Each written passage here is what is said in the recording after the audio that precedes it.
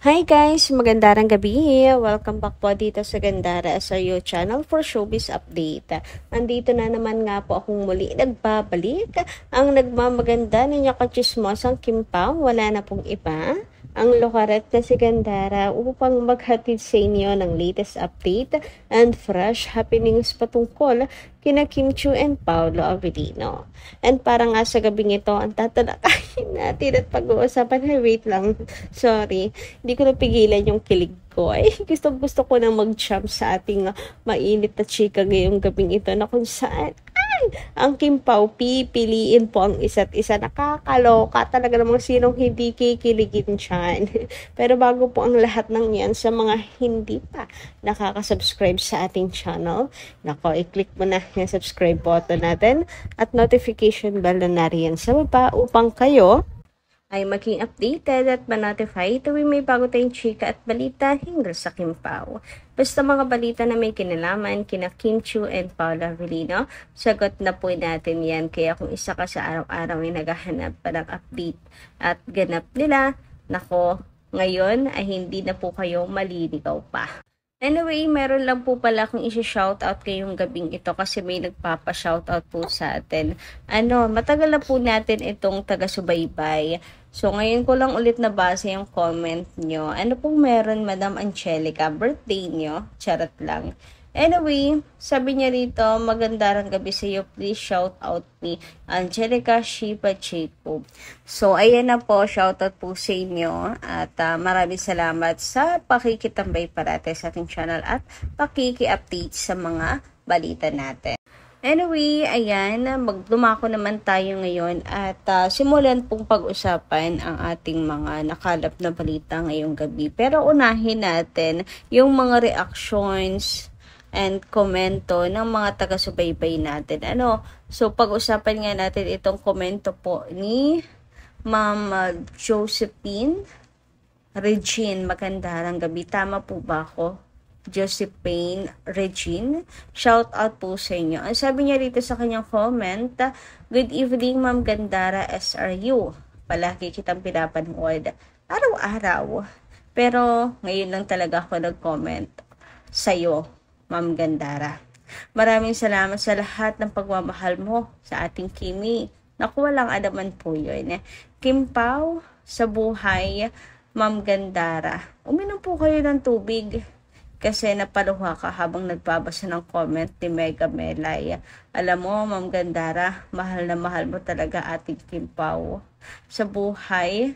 At Inday Kim Chiu, Ma'am Gandara, na nakikinig lang ako sa iyo sa mga pag-update mo sa lahat ng ating Kim Pao by YouTube channel, sa TV screen, via internet. Wow, naka-smart TV po pala kayo. Ay, bongga naman, para na akong artista din naman yan at talaga naman naka-flat screen pa. Charot lang, Ma'am Josephine.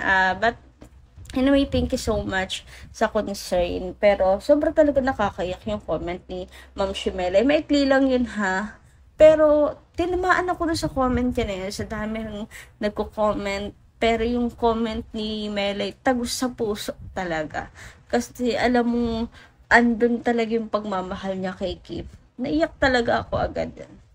Anyway, ayun na nga. Nakakahawa rin naman kasi talaga yung si Ma'am Shimele. Alam mo, kahit nagbabasa ka lang, mahawa ka sa kanya. So, nakakaiyak talaga.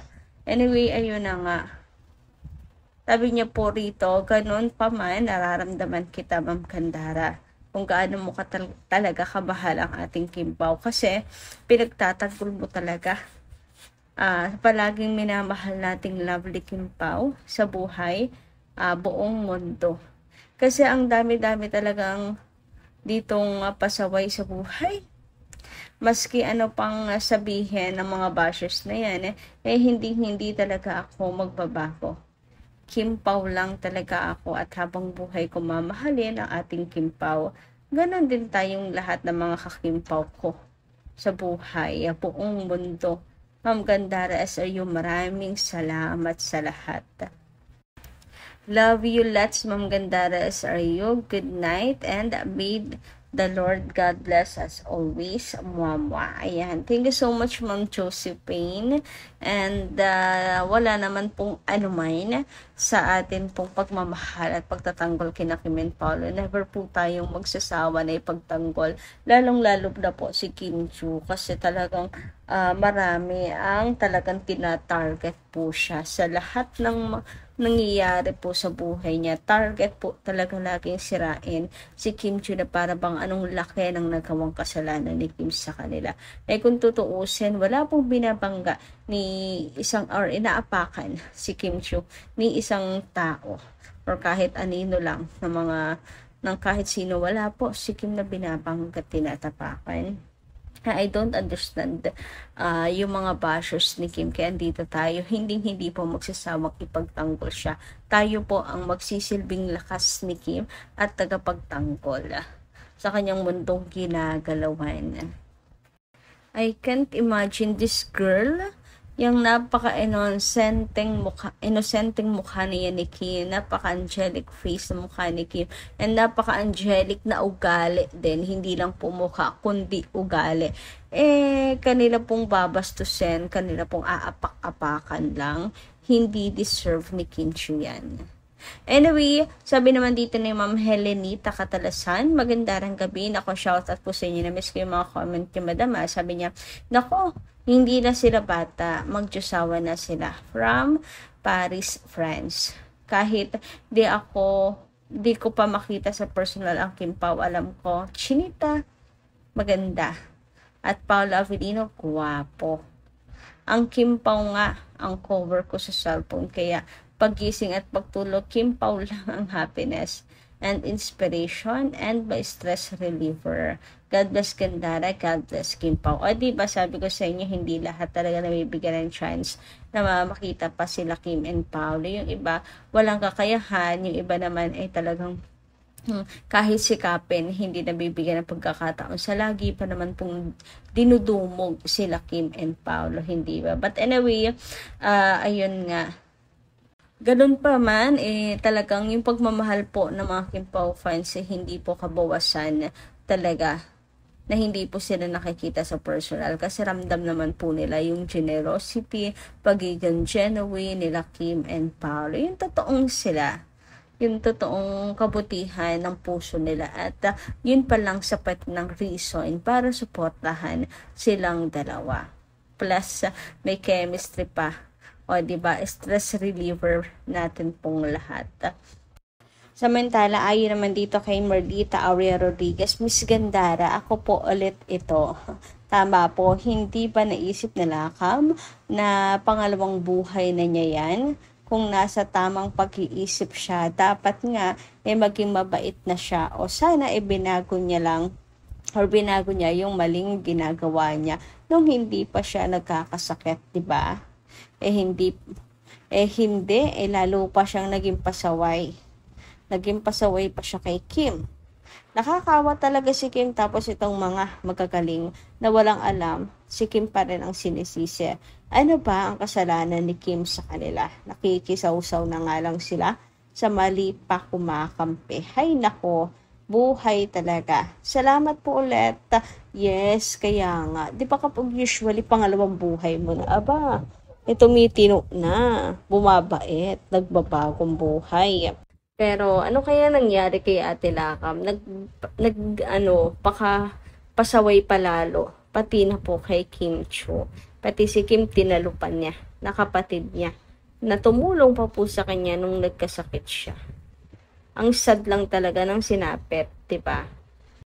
Anyway, enough naman po tayo sa bad vibes at dito naman po tayo sa good vibes. Naku niya sa ay grabe, nagpasabog nga ng kilig sila Kim and Paolo sa Christmas Special 2025 ng ABS-CBN. And eto nga ang isa sa nakakakilig at highlight po ng Kim Pao dito ay yung sabi ni Kim na lagi naman kitang pinipili. Ay, grabe naman nga yan. So, sino kapanood nun ako? I-download nyo na yung video na yon at ulit-ulitin nyo dinggin sa inyong mga tenga. Talagang kikiligin po kayo. Sabi nga po dito, kasi yung mga team online talagang panay sa sobrang kilig. Sinong hindi ba naman kikiligin po dyan? Sabi nga dito, ako pala pipiliin mo. Lagi naman kitang pinipili. O hindi sila in character dyan, ha? Hindi sila as Stella, hindi sila as Vincent Chan, kundi as Paula Avellino and Kim Chiu. Grabe, super kilig talaga. Grabe, lagi naman kitang pinipili. And syempre, si Kim ay bumabawi. Binawian si Paolo. Syempre, at ayun na nga, pipiliin nila ang isa't isa. So ngayon, ang katanungan ng lahat, seryoso na ba ito? Diba? Seryoso ka na ba to talaga, Paolo? Siniseryoso na ba talagang si Kim na ang nais niyang makasama sa habang buhay? Woo! Woo! Woo! Charot, grabe. Pero, di ba? Di ba?